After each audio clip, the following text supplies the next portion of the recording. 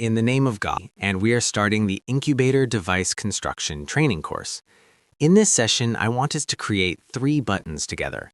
One of these buttons will be used for the menu function of the device, and the other 2 buttons will be used to increase and decrease values. Using these buttons, we will adjust the temperature and humidity set points. After the temperature and humidity values are set, one of the Arduino pins will perform an on and off operation, and in the next session, I will teach you how to connect this pin to a relay.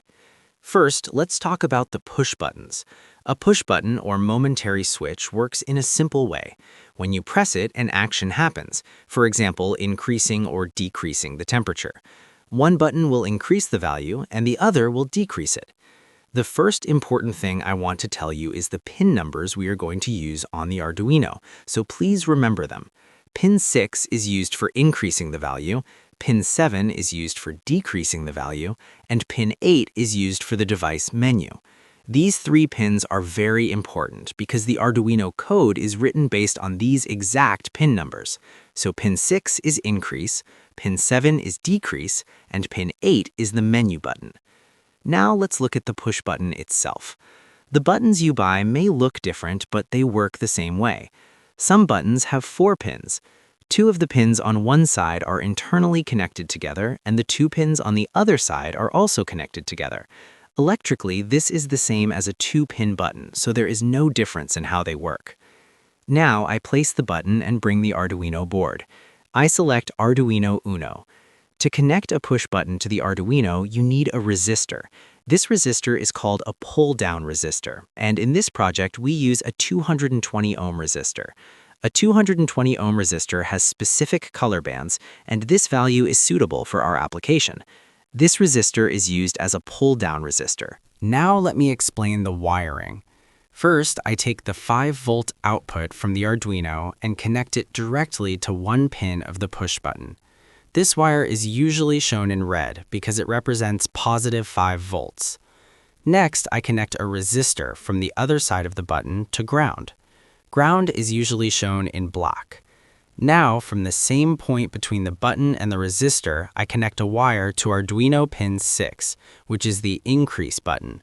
This wire is usually shown in blue because it is a signal wire. Why do we do this? When the button is not pressed, the resistor pulls the Arduino input pin to ground, so the pin reads a logical low. When we press the button, 5 volts reach the Arduino pin, and the pin becomes a logical high.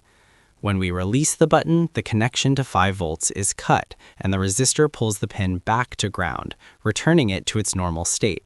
This prevents floating inputs and false readings. You must connect the other buttons in exactly the same way. One button is connected to pin 7 for decreasing the value, and the third button is connected to pin 8 for the menu. Each button must have its own pull-down resistor connected to ground. Now let's move to the programming part. Before going to Proteus simulation, we first define our variables. We need a temperature set point variable, so I define a float variable called TT. I set its initial value to 37.70 degrees. This is our default target temperature. I also define a humidity variable and set it to 60%, but in this session we are only focusing on temperature adjustment. The humidity menu and full menu system will be explained in the next session. Now we display the temperature set point on the LCD. In the second row of the LCD, we print the text that shows the adjusted temperature. For example, we print the value of TT so that the user can see the set temperature on the screen. Next, we move to the loop section of the code. Here, we read the state of the buttons. If the Arduino reads pin 6 as high, which means the increase button is pressed, we increase the value of TT by 0.1 degrees. We do not increase it by 1 full degree because that would be too much. Increasing by 0.1 gives us fine control. If Arduino reads pin 7 as high, which means the decrease button is pressed, we decrease the value of TT by 0.1 degrees. Pin 8 is reserved for the menu button, and I will explain how to use it in the next session. After writing the code, we compile it.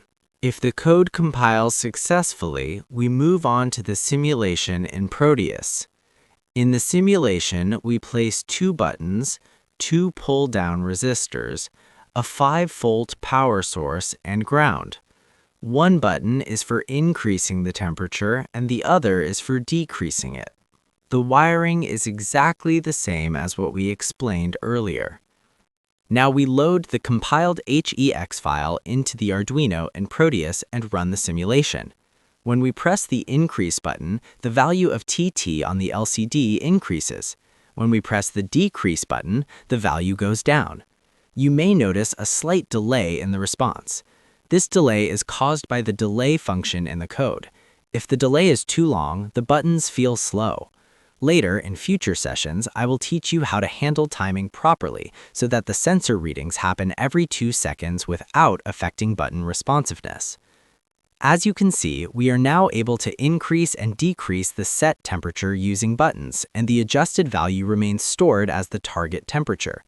In the next session, we will create a proper menu system, then move on to relay control so we can turn heating elements on and off based on the temperature we set. After that, we will work on motor control to complete the incubator system. I hope you enjoyed this session. See you in the next lesson. Goodbye.